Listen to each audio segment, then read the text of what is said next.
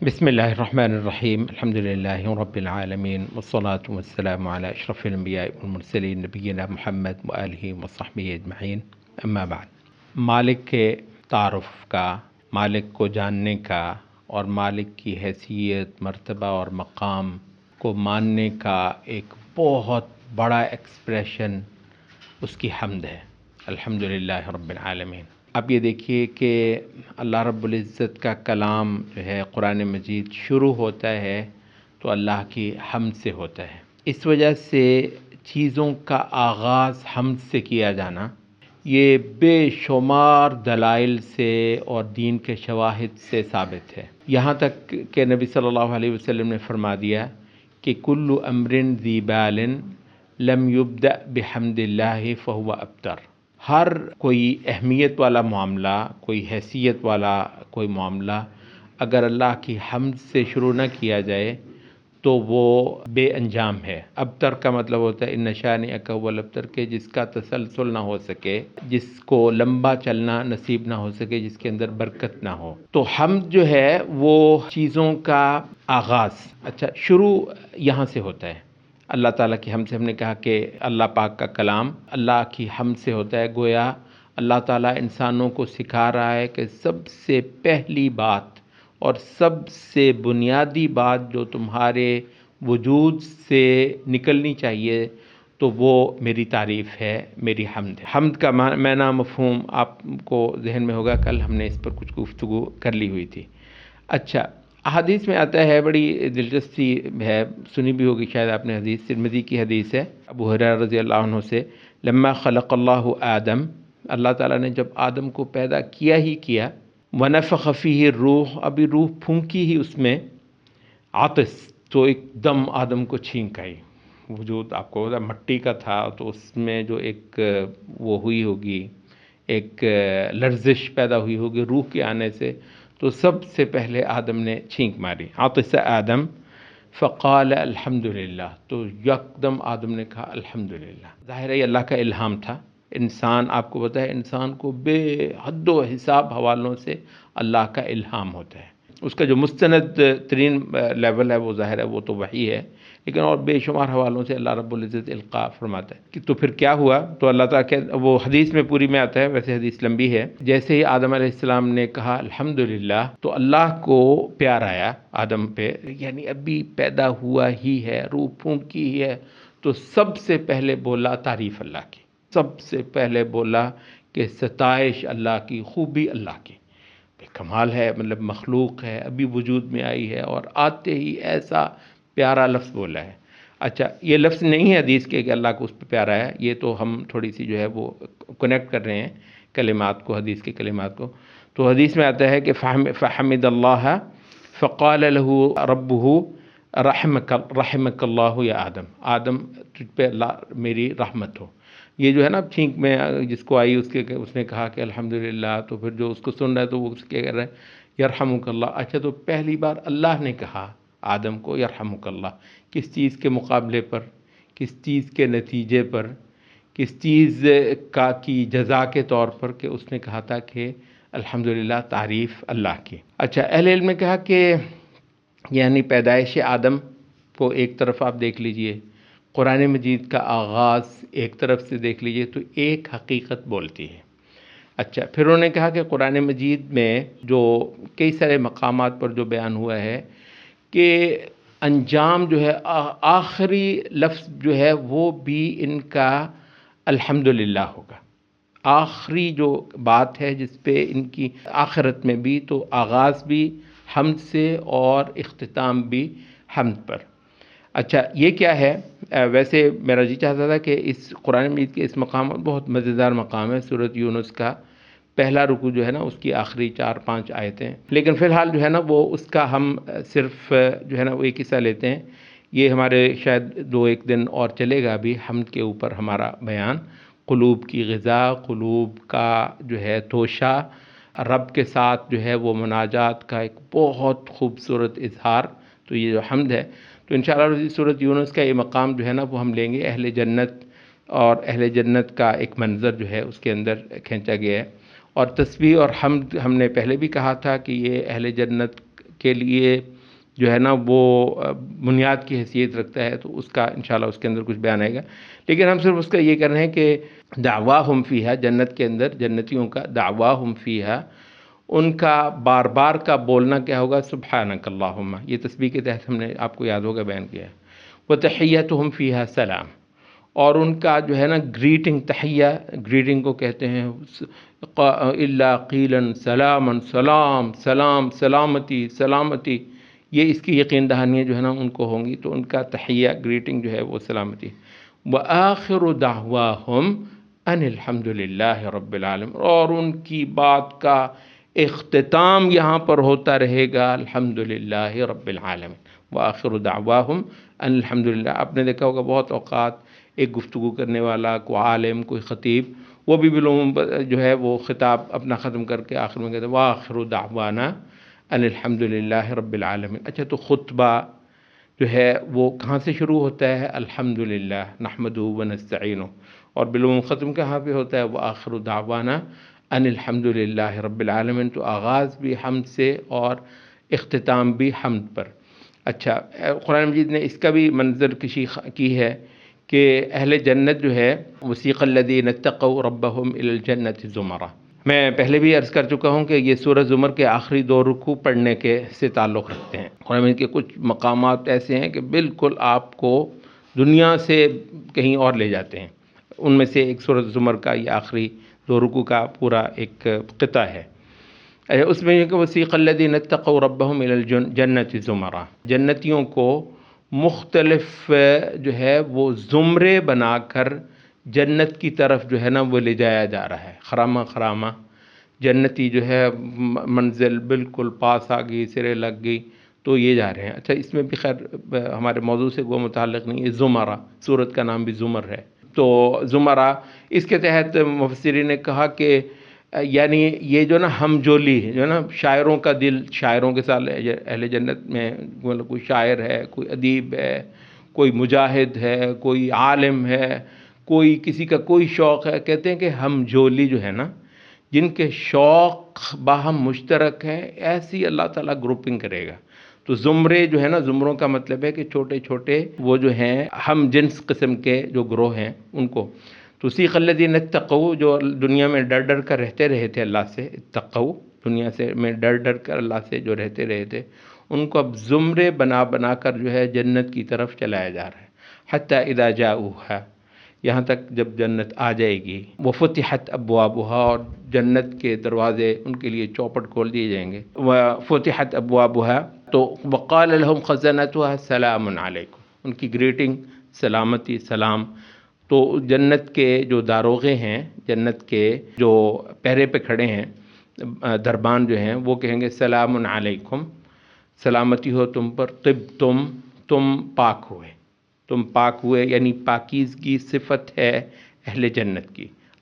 پاکیزہ اخلاق، پاکیزہ عقیدے، پاکیزہ کھانا حلال کا، پاکیزہ کھانا، پاکیزہ کلمات، پاکیزہ زبان، ٹھیک ہے، ہر چیز پاکیزہ،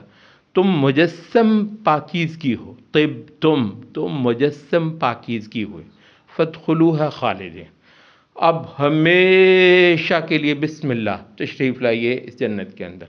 سبحان اللہ، ذرا اس منظر میں ذرا تھوڑا تصور کریں، ان میں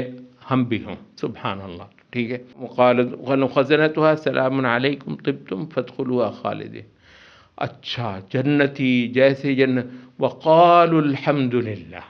یہاں کیا ہوگا؟ حمد آئے گی، ٹھیک ہے۔ وقالوا الحمد للہ الذی صدقنا وعدہ، حمد اس اللہ کی جس نے ہم سے اپنا وعدہ سچ کر دیا۔ اتنا وہ تھا، آپ کو ہر موقع پر ایک بار تو شیطان کہتا ہے یار پتہ نہیں ایویں ہی ہے، اچھا نہیں مطلب ہمت ہے، شیطان سے لڑنا ہے، اس کو دھکیلنا ہے، اعوذ باللہ پڑھنی ہے، اور پھر جتنا ہے، پھر محنت کرنی ہے، تو مطلب ایک مجاہدہ ہے، بے شک زندگی چھوٹی ہے لیکن اس کے اندر بہرحال ایک آزمائش ہے۔ الحمدللہ الذی صدقنا وعدہ واورثنا الارض، اور ہم کو مالکانہ حقوق دے دیے جنت کے، واورثنا الارض، یہ کہتے ہیں اصل وراثت جو ہے نا جنت کی ہے۔ یہاں تو آپ وارث ہوتے ہیں، تھوڑی دیر بعد آپ موروث ہوتے ہیں۔ کچھ سال پہلے آپ انتقال کرا رہے تھے ابا جی کی زمین کا، اپنے نام، کچھ سالوں کے بعد آپ کے نام کی زمین کا انتقال ہو رہا ہے اگلوں کے نام، تو یہ تو کسی کی ہے ہی نہیں ہے، یہ ہرجائی جو ہے، یہ زمین جو ہے، اورثنا الارض نتبوأ من الجنت حیث نشاء، صرف یہیں پر ختم نہیں ہوا ہے، ساروں جب اس کے آخر میں جو سورۃ زمر کی آخری آیت آتی ہے وَقُضِيَ بَيْنَهُمْ بِالْحَقِّ وَتَرَى الْمَلَائِكَةَ حَافِّينَ مِنْ حَوْلِ الْعَرْشِ، وہ منظر ہوگا کہ ملائکہ اتنی بڑی تعداد میں عرش کے گرد جو ہے وہ دائرے باندھ کر کھڑے ہوئے ہوں گے، حافین من حول العرش یسبحون بحمد ربهم، اور ایسی ایسی اللہ کی تسبیحات ہو، فیصلہ ہوا ہے نا، اتنا بڑا کائنات کا فیصلہ ہوا ہے، سرے لگ گیا ہے، اختتام ہو گیا ہے، تو اتنی اللہ کی اس وقت تسبیحیں اور حمدیں ہو رہی ہوں گی، وترى الملائکۃ حافین من حول العرش یسبحون بحمد ربهم وقضی بینہم بالحق، ان کے مابین بالکل صحیح فیصلے کر دیے گئے، وقیل الحمد للہ رب العالمین،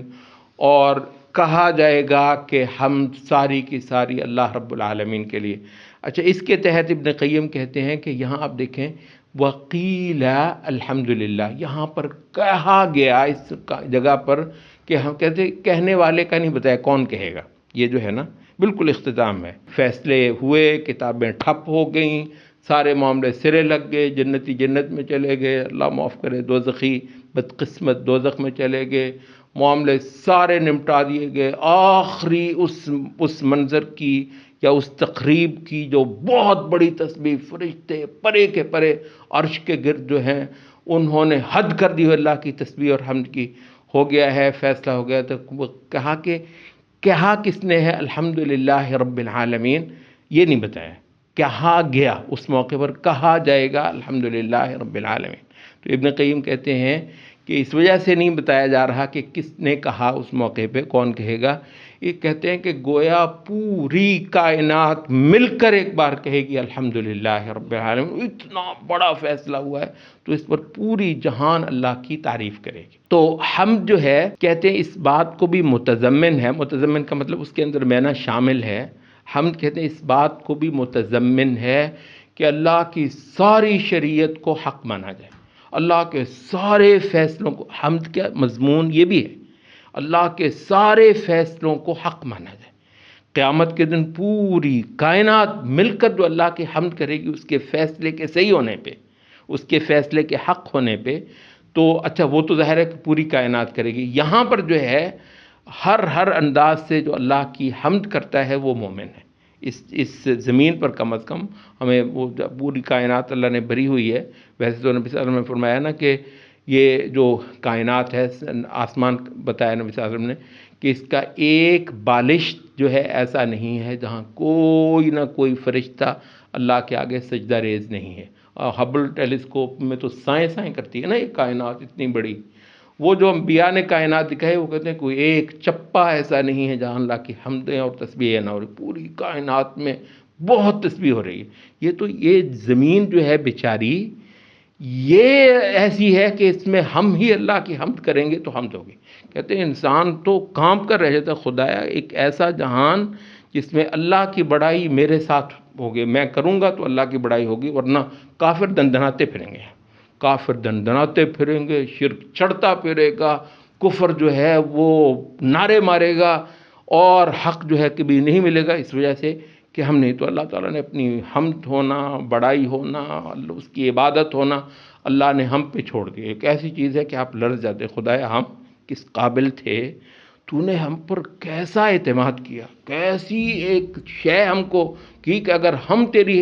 تیری بڑائی کریں گے یہاں پر تو بڑائی ہوگی، اللہ کو بڑائی کی کمی نہیں ہے، لیکن یہ ہے کہ یہ اللہ کا ایک پدی بہت زمین چھوٹی سی ہے نا، ویسے ہی آپ دیکھیں کتنی چھوٹی سی، اتنی پدی سی جو ہے نا البتہ جگہ، اس میں وہ کہا کہ تو یہاں پر تو اس کی حمد جو ہے کرنے کے لیے ہم ہیں اور ہمارے علاوہ کوئی نہیں ہے، لیکن یہ کہتے ہیں کہ حمد کے مضمون میں یہ چیز جو ہے نا داخل ہے کہ اللہ تعالیٰ کے سارے فیصلوں کو صحیح مانا جائے، حق مانا جائے، اللہ تعالیٰ کے فیصلے دو قسم کے ہیں، ایک اللہ کے وہ فیصلے جو قضا کی صورت میں آتے ہیں اور وہ بھی بے حد و حساب آتے ہیں، فیصلے ہی فیصلے اللہ تعالیٰ کے، تو جو فیصلے ہیں اللہ کے وہ برحق ہیں جو قضا اور قدر کے فیصلے ہیں، اچھا اس پر بھی مومن جو ہے وہ بالکل سر تسلیم خم کرتا ہے اور اس کو حق مانتا ہے۔ اور دوسرے اللہ تعالیٰ کے فیصلے کون سے ہیں؟ وہ ہیں کہتے ہیں شرع کے، ایک ہے قضاء کے فیصلے، قدر کے فیصلے، اور ایک ہے شرع کے فیصلے۔ اللہ نے اس چیز کو حلال کر دیا ہے، اس کو حرام کر دیا ہے، اس کو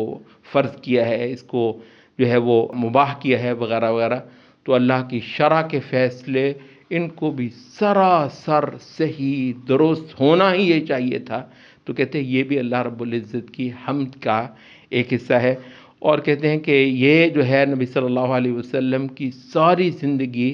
حمد پر تھی۔ یہ اس وجہ سے حدیث میں آتا ہے عن عائشہ رضی اللہ عنہا قالت کان رسول اللہ صلی اللہ علیہ وسلم اذا رأى ما يحب، یہ ہے جو قضاء کے فیصلے۔ تو نبی صلی اللہ علیہ وسلم جب بھی کوئی ایسی چیز دیکھتے تھے جو جس سے آدمی خوش ہوتا ہو، جو آدمی کو اچھا لگتا ہے، بے شمار چیزیں ایسی ہوتی ہیں، واقع ہوتی ہیں اللہ کی تقدیر میں۔ قال الحمد للہ الذی بنعمتہ تتم الصالحات، نبی صلی اللہ علیہ وسلم فرماتے تھے حمد اللہ کی جس کی نعمت سے جو ہے نا وہ نیک کام انجام پاتے ہیں۔ وَإِذَا رَأَى مَا يَكْرَهُ، اچھا جس وقت کوئی ایسی چیز دیکھ لیتے جو آدمی جو طبیعت کو ناگوار ہے، اللہ تعالیٰ کی تقدیر میں تو ایسا بہت کچھ آتا ہے نا جو آپ کو ناگوار ہے۔ اچھا کوئی مر گیا، کوئی فوت ہو گیا، کوئی نقصان ہو گیا، ظاہر ہے آپ کو ہے تو ناگوار، مگر فیصلے اللہ کے ہیں۔ وَإِذَا رَأَى مَا يَكْرَهُ، جب وہ کوئی ایسی شے دیکھتے جو آپ کی طبیعت کو ناگوار ہے، قال الحمد للہ علی کل حال، تو بھی اللہ کی حمد ہی کرتے، اللہ کی حمد ہے ہر حال میں ہی۔ اس نے یہ بھی فیصلہ کر دیا جو میرے لیے کسی وجہ سے دکھ کا باعث ہے، مگر اس کی تعریف ہی ہے۔ آپ دیکھیں تو سبحان اللہ، یہ مجسم حمد ہے انسان، اور یہ چیز کس نے سکھائی ہے؟ نبی صلی اللہ علیہ وسلم نے اور آپ کی سیرت نے۔ تو یہ کہتے ہیں کہ اللہ کو ہم نے بالکل شروع میں کہا تھا، اللہ کو پہچاننا، اس کو جاننا، اس کی خدائی کا اقرار کرنا، اس کا بہت اعلیٰ پیرایا پھر کیا ہوا؟ الحمدللہ۔ پھر یہ ہے اللہ تعالیٰ کی حمد۔ ہمارا یہ مضمون ابھی چل رہا ہے، انشاءاللہ کل بھی اسی پہ بات کریں گے۔ سبحانک اللہم و بحمدک، اشہد ان لا